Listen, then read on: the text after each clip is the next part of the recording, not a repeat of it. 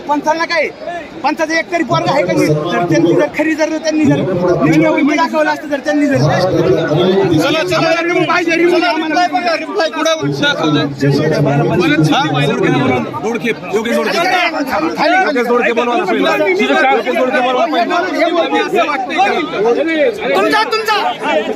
तुमचा काय आक्षेप आहे आम्हाला कुठेतरी मोठ्या याची छाती टिकली असेल तर त्याला पाठ टिकली नाही पाठ टिकली असेल तर आम्हाला रिमोट दाखवा आम्ही बाहेर निघून जातो इथून डायरेक्ट सर तुमचं काय म्हणणं